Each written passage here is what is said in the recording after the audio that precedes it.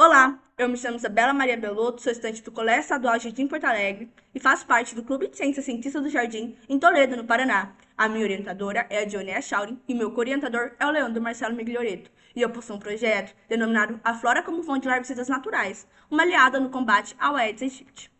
A dengue é uma doença viral transmitida pelo mosquito Aedes aegypti, um colicídio africano que hoje em dia causa grande tormento em todas as regiões do Brasil, lotando hospitais, principalmente nas épocas mais quentes do ano, como o verão e o outono.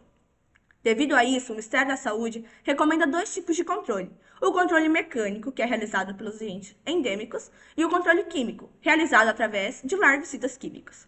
Entretanto, esses larvicidas químicos, eles apresentam impactos negativos ao meio ambiente, afetando outros animais, outros insetos, como abelhas, besouros, que são importantes para a reprodução de espécies, como plantas, e também afetando o meio ambiente, como o solo e a água, contaminando os mesmos.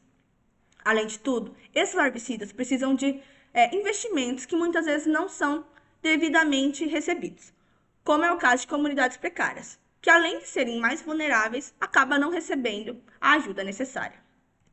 Devido a isso, esse trabalho tem o objetivo de formular um larvicida vegetal, que possa controlar e inibir o desenvolvimento dessas larvas de Aedes aegypti, mas de modo sustentável e acessível para todas essas comunidades, a fim de reduzir o número de casos das doenças nos atuais centros urbanos.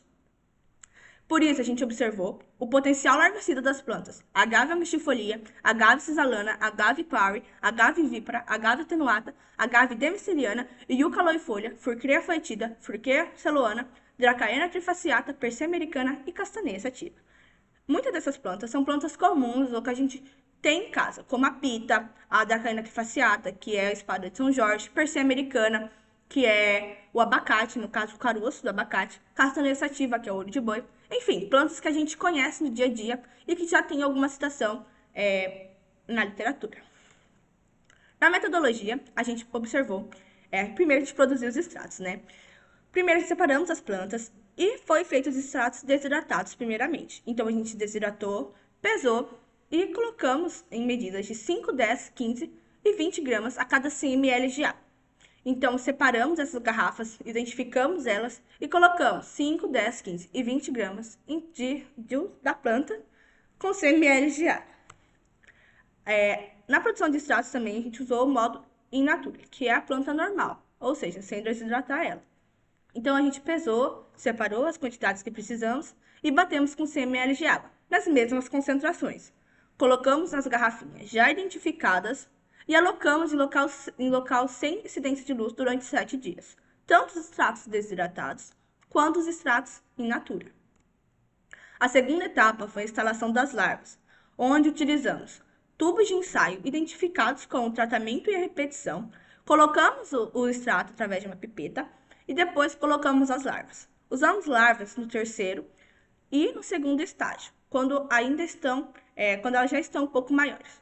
A do primeiro estágio a gente também tentou usar algumas bem pequenininhas, mas não dá muito bem porque elas ainda são um ovo, né?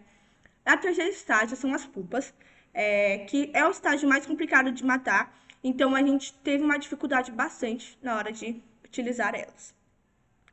Ali ficou os extratos já com as larvas dentro, que ficaram alocados por um período de 1 dia. A avaliação. Após esse 1 dia, com as larvas mergulhadas, a gente, com auxílio de uma placa de Petri, a gente colocou todo o conteúdo contendo essas larvas. A avaliação foi feita de uma forma muito simples. Estavam ou não inativos. Então, a gente observou e anotamos o comportamento delas. Como resultado, a gente ainda está em andamento, portanto, a gente não vai ter resultados conclusivos. No entanto, a gente já possui alguns resultados, como os extratos desidratados de semente de agave vipera, que contiveram 100% das larvas nos 3 estágios larvais, o extrato desidratado da folha de agave vipera, que também apresentou um resultado positivo, contendo 75% das larvas, e os extratos in natura, que também apresentaram resultados prósperos, como de Furcrea foetida, inibindo 100% das larvas, Castanheia sativa, inibindo 96,7%, e Agave cisalana e parry, que contiveram 93,75% de larvas. Aqui eu tenho algumas referências que eu utilizei no meu projeto. E é isso. Muito obrigada pela atenção.